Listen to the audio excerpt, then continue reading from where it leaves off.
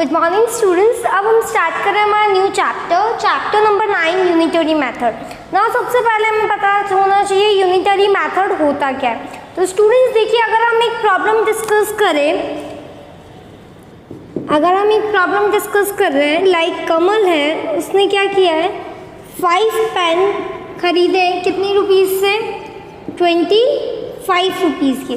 5 pen उसने brought किए हैं ऑफ रेट 25 रुपीज़। नाउ अगर हमें फाइंड आउट करनी है 3 पेन की कॉस्ट, तो it is difficult for us to find out the cost of 3 pen.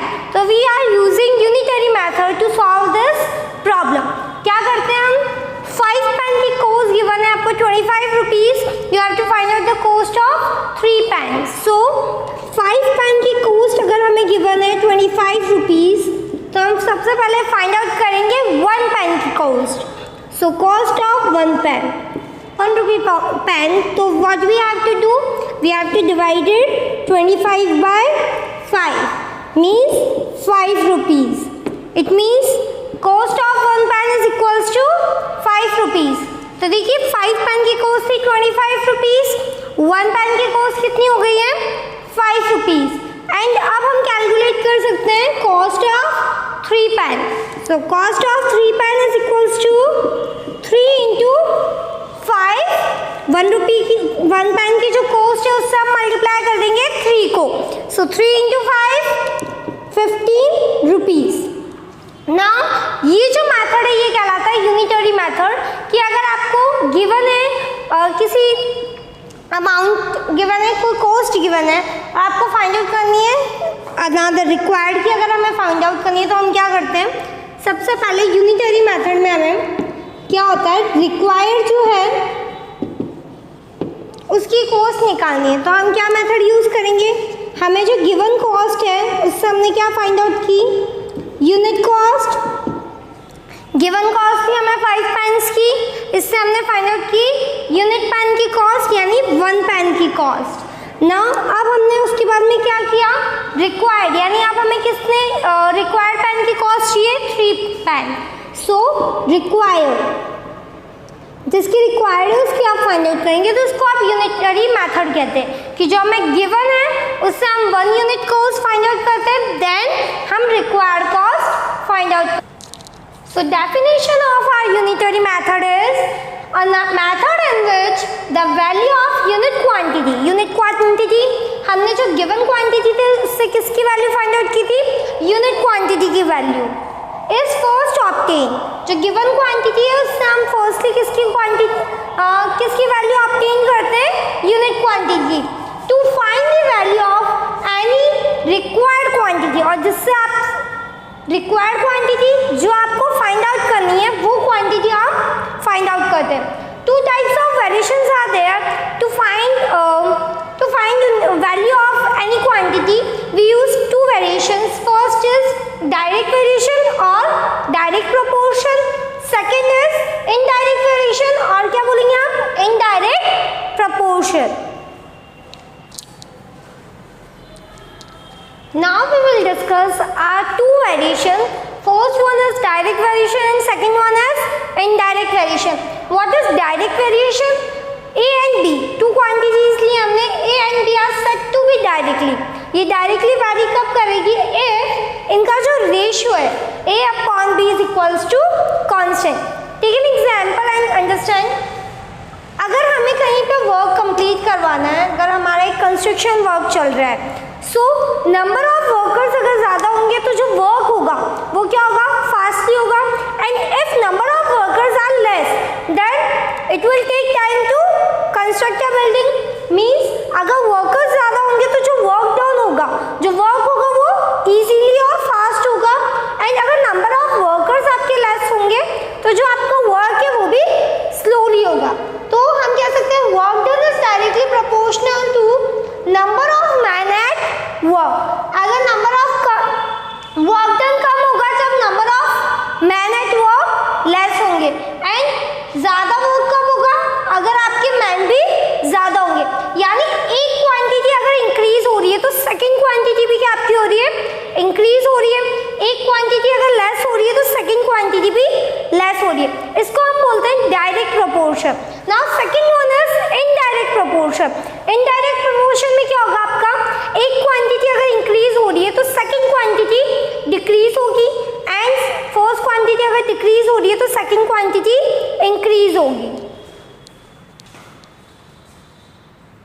Means like देखिए इनडायरेक्ट प्रोपोर्शन में अगर हम एक टेकन एग्जांपल, एक कार है वो अगर स्लो स्पीड से चल रही है तो उसको अपने डेस्टिनेशन पर पहुंचने के लिए क्या चाहिएगा, ज़्यादा टाइम लगेगा.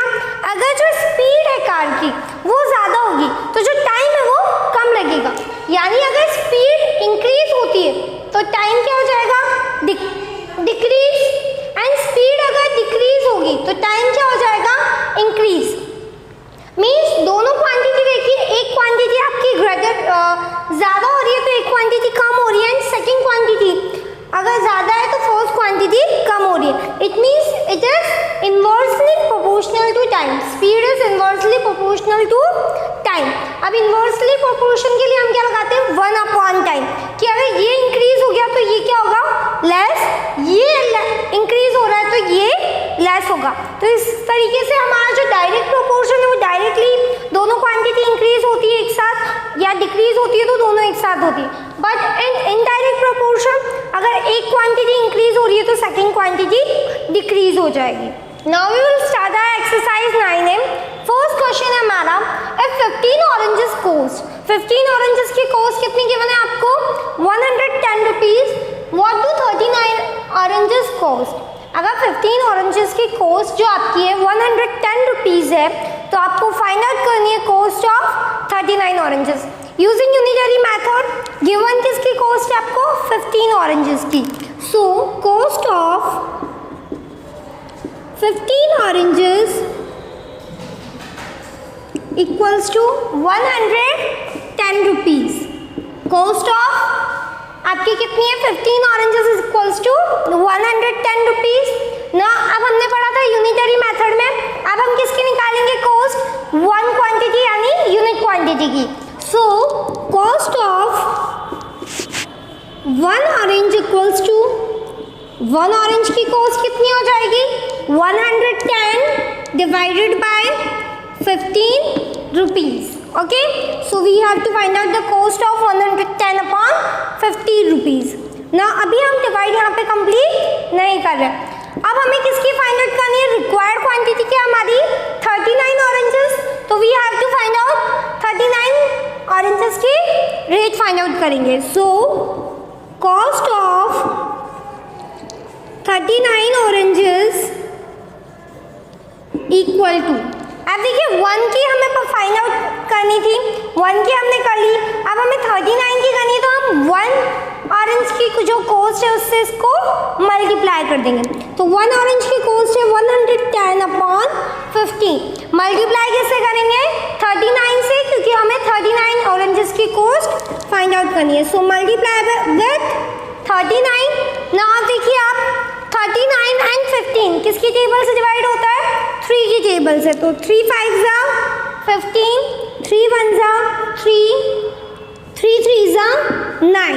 अब कितना है आपके पास, 110 मल्टीप्लाई विथ 13 डिवाइडेड बाय 5. 5 की टेबल से 110 को डिवाइड करेंगे. 5 1 जा 5, 5 2 जा 10, 11 minus 10 1, 1 0 10. So 5 2 जा 10. 22 into 13, 13 into 2, 13 2 जा 26 का 6, कैरी 2, 13 2 जा 26, 26 plus 2 28. सो 286 रुपीज़ किसकी कॉस्ट है, 39 ऑरेंजेस की. So cost of 39 oranges equals to 286 rupees. Now question number 2. If 8 kg of sugar cost 260 rupees, 8 kg sugar की cost कितनी है, 260 rupees. How much sugar can be bought for 877.50 rupees? अगर 8 kg sugar को हम bought करते हैं 260 rupees में, तो 877.50 रुपीज़ में से हम कितनी शुगर खरीद के ला सकते हैं. सो फर्स्ट हमें क्या गिवन है, अमाउंट sugar brought for, जो 250 रुपीज़ में आपकी कितनी शुगर आती है, 260 रुपीज़ में 8 kg कितनी शुगर आ रही है, 8 kg। नाउ अब हम फाइंड आउट करेंगे यूनिट ऑफ 1 रुपीज़ में कितनी शुगर कितने kg शुगर आप खरीद सकते हैं। So amount of sugar brought for 1 rupee equals to, क्या आ जाएगा, 1 की फाइंड आउट करनी है तो 8 डिवाइडेड बाय 260 रुपीज़, ये 1 की कॉस्ट हो गई है आपके पास ना। अब हमें निकालनी है, रिक्वायर्ड क्या है हमारे पास, 877.50 rupees. So amount of sugar for 877.50 rupees. तो अब इसको हम क्या करेंगे, 1 की जो कॉस्ट हमने फाइंड आउट की उससे मल्टीप्लाई करेंगे। सो 1 की कॉस्ट कितनी है, 8/260 मल्टीप्लाई विथ 877.50 रुपीज़। सो देखिए डेसिमल को रिमूव करेंगे तो डेसिमल रिमूव होते हैं, यहाँ पे 1 डेसिमल के बाद 2 डिजिट है तो 2 0। अब हम डिवाइड करेंगे, 0 से 0 कट, हमने इसको और इसको किससे डिवाइड करेंगे, 5 की टेबल से। सो 5 1 ज़ा 5, 8 - 5 3, 3 7 37, 5 7 ज़ा 35, 37 - 35 2, 2 7 27, 5 5 ज़ा 25, 27 - 25 2, 2 5 25, 5 5 ज़ा 25, और ये कितनी बार, 5 2 ज़ा 10 एंड 0। अब आपका 8 और 26 किससे डिवाइड हो रहा है, 2 की टेबल से। 2 4 ज़ा 8, 2 1 ज़ा 2, 2 3 ज़ा 6, 4 और 20 डिवाइड हो रहे हैं 4 की टेबल से। 4 1 ज़ा 4, 4 5 ज़ा 20। अब हमारे पास क्या रह गया है, 1755 डिवाइडेड बाय 13 × 5। अब देखिए 13 × 5, 13 5 ज़ा 3 5 ज़ा 15 ज़ा 5 कैरी 1, 5 1 ज़ा 5, 5 + 1 6, 13 5 ज़ा 65। डिवाइड किससे करना है, अब हम डिवाइड करेंगे। अब ये दोनों देखिए आप 5 की टेबल से डिवाइड हो रहे हैं, यूनिट डिजिट 5 है। सो 5 की टेबल से कितनी टाइम, 65, 13 टाइम, 5 3 ज़ा 15, 17 - 15 2, 2 5 25, 5 5 ज़ा 25, 5 1 ज़ा 5। सो 351 डिवाइडेड बाय 13, डिवाइड करेंगे हम, 351 डिवाइडेड बाय 13, 13 2 ज़ा 26, 13 3 ज़ा 39। सो 13 2 ज़ा 26, 15 - 6 9, 2 - 2 0 1, 13 7 ज़ा 91। सो कितनी टाइम, 7 टाइम। तो कितनी kg शुगर ब्राउट कर सकते हैं हम, 27 kg। हमारा आंसर आ गया 27 kg। Question number 5, A car cover a distance of 357 kilometre on 42 litre of petrol. 42 litre of petrol से एक कार है, वो कितनी डिस्टेंस कवर कर रही है, 357 kilometre. How far can it travel on 12 litre of petrol. तो ये 12 लीटर ऑफ पेट्रोल अगर है हमारी कार में तो ये कितनी डिस्टेंस कवर करेगी। सो देखिए सबसे पहले हमें क्या गिवन है, car cover distance from distance with 42 litre of petrol is equals to 42 litre of petrol में जो हमारी कार है वो कितनी डिस्टेंस कवर कर रही है, 357 किलोमीटर। सो अब हम यूनिटरी मेथड अप्लाई कर रहे हैं तो हम किसका फाइंड आउट करेंगे कि 1 लीटर डिस्टेंस कवर करेगी. So car cover distance with 1 liter of petrol equals to, क्या कर देंगे हम, 1 लीटर ऑफ पेट्रोल की फाइंड आउट करनी है तो divided by 357 divided by 42 litre, sorry 42 kilometre, kilometre आ जाएगा आपका ना. अब हमें रिक्वायर्ड किसका है, अब हमें फाइंड आउट करना है 12 लीटर ऑफ पेट्रोल में ये कितना डिस्टेंस कवर करेगी. So car cover a distance with 12 liter of petrol equals to 357 upon 42. ये तो किसकी थी, 1 लीटर ऑफ पेट्रोल की. इसको अब हम मल्टीप्लाई कर देंगे 12 लीटर ऑफ पेट्रोल से. सो देखिए 2 की टेबल से 2 6 12 42 21 टाइम. नाउ 3 की टेबल से 3 1 3 5 minus 3 2 2 7 27 3 9 27. सो यहाँ पे आ गया 119 into 6 divided by 21. Again with 3 की टेबल से 3 2 6 3 7 21. अब आपका 7 की टेबल से हम इसको डिवाइड करेंगे तो 7 1 7 11 minus 7 4 4 9 49. कितने टाइम 7 की टेबल में 7 7 49. तो यहाँ पे आ गया 17 into 2. सो कितने किलोमीटर कवर करेगी, 17 into 2 17 2 34 kilometre. So car cover a distance of 34 kilometre with 12 litre of petrol. 7 है हमारा.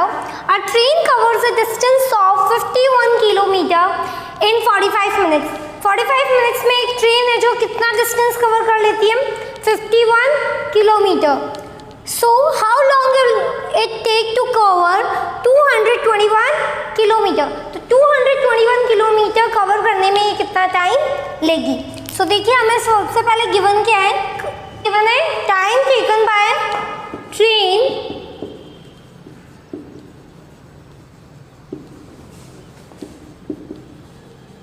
To cover 51 kilometre is equals to कितने मिनट्स लेती है वो, 45 minutes. So time taken by train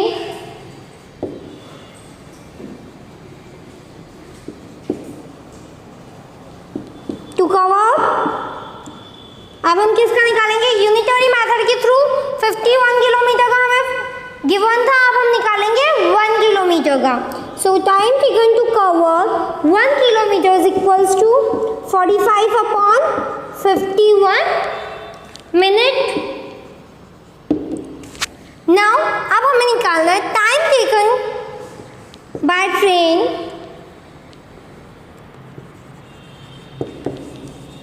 time taken by train to cover 221 kilometre. So 221 kilometre is equals to क्या करेंगे, unitary method के through 45 upon 51 को हम डिवाइड मल्टीप्लाई किससे करेंगे, हमें निकालना है 221 का. So multiply with 221. 51 ये आपस में किसी से डिवाइड हो रहा है. देखिए डिविजिबिलिटी चेक करिए. 5 + 1 6 यानी 3 से डिविजिबल है.